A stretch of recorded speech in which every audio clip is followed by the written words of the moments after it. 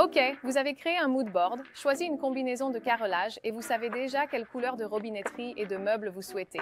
Mais que faire après? Comment savoir où poser chaque type de carrelage? Dans cette vidéo, je vais vous montrer quelques exemples en 3D à partir de ce mood board.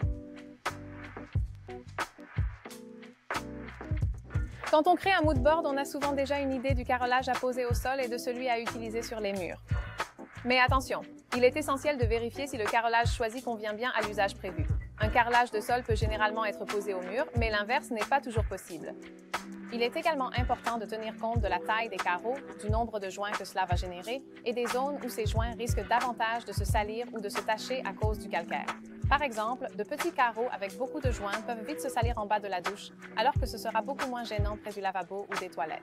Une fois que vous avez défini vos préférences à ce niveau, place au plus intéressant, répartir les carreaux dans l'espace. J'ai dessiné ici une salle de bain type, de 2,20 mètres sur 2,80 mètres, avec tous les éléments que l'on retrouve généralement dans ce type d'espace.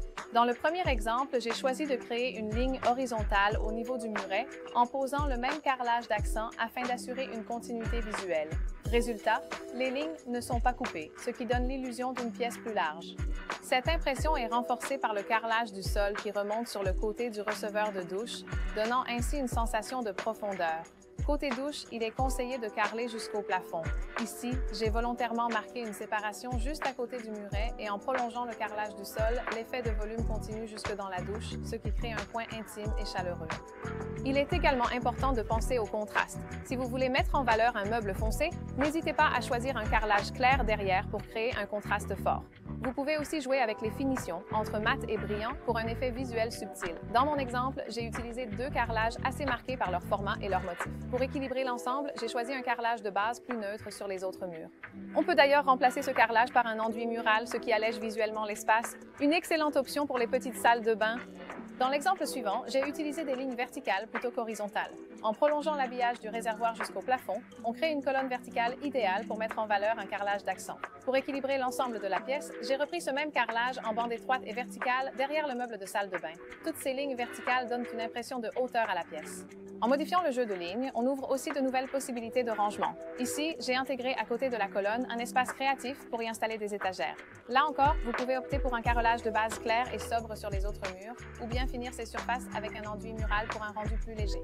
Attention toutefois, dans cet exemple, la zone au-dessus de la baignoire est traitée avec un enduit, ce qui peut ne pas offrir une protection suffisante contre l'humidité. Pensez donc à appliquer un bon revêtement imperméabilisant sur l'enduit, ou à poser du carrelage à cet endroit.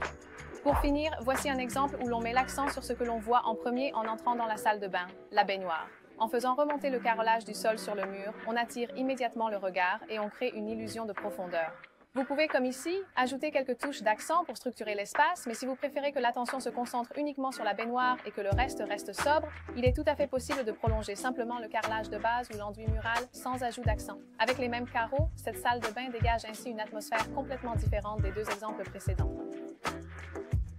Je pourrais en parler pendant des heures, tant les possibilités sont infinies. Mais sinon, on y est encore demain.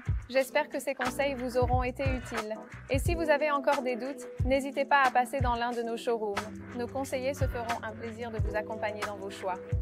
Vous avez aimé cette vidéo? Likez-la pour nous le faire savoir. Des idées pour une prochaine vidéo? Dites-le nous en commentaire. Et pour ne rien manquer de nos prochains conseils, abonnez-vous à notre chaîne dès maintenant.